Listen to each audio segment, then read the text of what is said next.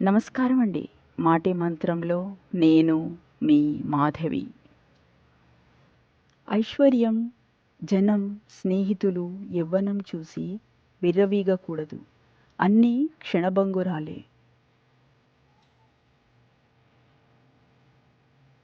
జీవితంలో ఏది కోల్పోయినా ధైర్యం ఒక్కటి ఉంటే చాలు. అన్నీ తిరిగి మళ్ళీ సంపాదించుకోవచ్చు.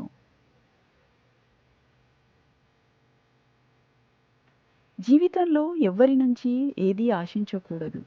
అది మీ ఆనందాన్ని చంపేస్తుంది. దూరం చేసుకోవలసిన 5 అలవాట్లు. 1 అందరి దగ్గర సహాయం కోసం చేతులు చాచడం. 2 జీవితంలో వచ్చే మార్పులకు భయపడటం. 3 గతం మిగిల్చిన చేదు జ్ఞాపకాల్లో జీవించడం. 4 మనల్ని మనమే తక్కువ చేసి చూసుకోవడం. 5 చిన్న విషయానికి కూడా అతిగా ఆలోచించడం. అరుపులు గెలుపు కాదు. మౌనం ఓటమి కాదు. సమయానికి తగినట్టుగా ఉండటమే గొప్ప మనిషి యొక్క లక్షణం. కెరటాలు కాళ్ళ దగ్గరకు వచ్చాయని సముద్రాన్ని చులకన చేయడం ఎంత తప్పో, మంచితనాన్ని తక్కువగా అంచనా వేయడం కూడా అంతే తప్పు. ఈ సమాజంలో నేను ఒక్కడిని ఏం చెయ్యగలనని ప్రతి మనిషి నిరాశ చెందుతుంటాడు. కానీ ఒక్కసారి తలపైకెత్తి చూడు, ప్రపంచానికి వెలుగునిచ్చే సూర్యుడు కూడా ఒక్కడేనని. డబ్బుంటే కోరిన సౌకర్యాలన్నీ సమకూర్చుకోవచ్చు. కానీ అభిమానం, ఆప్యాయతలు డబ్బులు దారపోసినా లభ్యం కావు. మన సంపద ఏడేడు తరాలకు అందివ్వకపోయినా సద్గుణాలు ఒక్క తరానికైనా అందిస్తే అది ఏడేడు తరాల దాకా నిలిచి ఉంటుంది.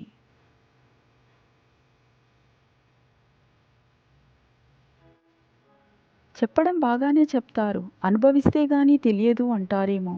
ప్రతి వ్యక్తి జీవితంలో ఏదో ఒక కథ ఉంటూనే ఉంటుంది. కాబట్టి నమ్మక తప్పదు. కాళరాత్రిలో ఒంటరిగా నడవడం ధైర్యం కాదు.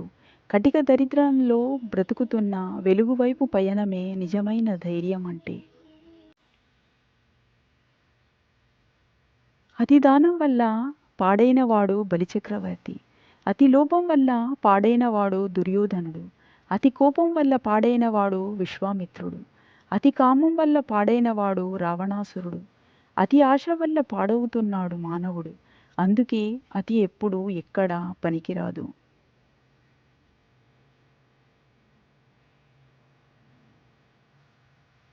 మీ మాటలు మీ వ్యక్తిత్వాన్ని గురించి తెలియజేస్తాయి. కానీ మీరు చేసే పనులు మీరు ఏంటో అందరికీ తెలిసేలా చేస్తాయి.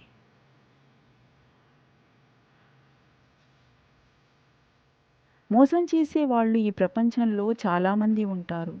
ప్రేమను పంచేవాళ్ళు కొందరే ఉంటారు. మన జీవితం కెమెరా లాంటిది. కనిపించే మంచి మీదనే ఫోకస్ చేయండి. మిగతా అన్నిటినీ డిలీట్ చేయండి. డబ్బు లేకపోతే ఇంట్లోనే విలువ ఉండదు. అలాంటిది సమాజంలో ఎలా ఉంటుంది? ఒకప్పుడు మనుషులు గుణం చూసి దగ్గరయ్యేవాళ్ళు. ఇప్పుడు డబ్బు చూసి దగ్గరవుతున్నారు. ఏమీ లేనప్పుడు అన్నీ ఉన్నట్లుగా ఉండు. అన్నీ ఉన్నప్పుడు ఏమీ లేనట్లుగా ఉండు. ఇదే మనిషి మనుగడకు రహస్యం. కొన్నిసార్లు వాదించి బాధపడడం కన్నా తప్పు నాదే అని మౌనంగా ఉండడమే చాలా మంచిది.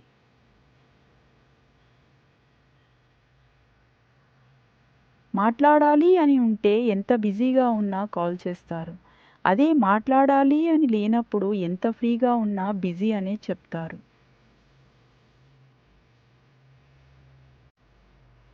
ఎవరు చూడడం లేదు కదా అని అక్రమాలకు దిగేవారిని మనల్ని చూసే సాక్షులున్నారని మర్చిపోవద్దని భాగవతం హెచ్చరిస్తుంది.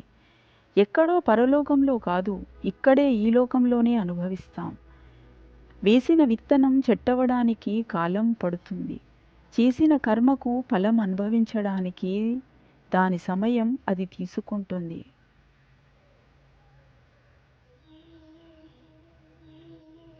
విలువలేని వారితో వాదించటం, వాళ్ళ మాటలకు స్పందించటం వల్ల వాళ్ళ విలువ మనం పెంచడమే అవుతుంది. కదలని బొమ్మకు కవితలు చెప్పినా, మారని మనిషికి నీతులు చెప్పినా ఒక్కటే. ఐశ్వర్యం అంటే నోట్ల కట్టలు, లాకర్స్లోని తులాల బంగారం కాదు. గడపలో ఆడపిల్లలు గజ్జెల చప్పుడు ఐశ్వర్యం. ఇంటికి రాగానే చిరునవ్వుతో ఎదురొచ్చే భార్య ఐశ్వర్యం. అమ్మ చేతి భోజనం ఐశ్వర్యం. అవసరంలో ఆదరించే ప్రాణ స్నేహితుడు ఐశ్వర్యం. బుద్ధి కలిగిన బిడ్డలు ఐశ్వర్యం. బిడ్డలకొచ్చే చదువు ఐశ్వర్యం. Please like, share, comment and subscribe. Thank you so much for watching this video.